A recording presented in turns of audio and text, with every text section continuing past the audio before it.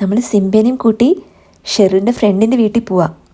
Exciting part എന്താണെന്ന് വെച്ചിട്ടുണ്ടെങ്കിൽ അവിടെ ഒരു പപ്പിയുണ്ട്.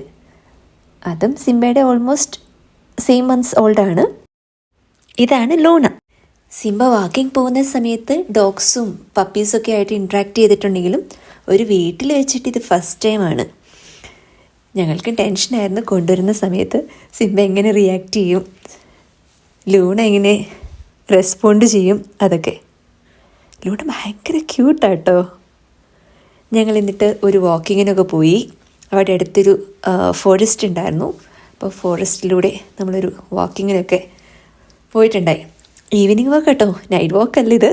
ഇവിടുത്തെ ഒരു 6:30 ആ ഒരു സമയമായിട്ടുള്ളൂ. ഇത് വിൻ്റർ സീസൺ ആയതുകൊണ്ട് ഏർലി ആയിട്ട് ഡാർക്കായതാണ്. നമ്മൾ തിരിച്ച് വീട്ടിലെത്തി.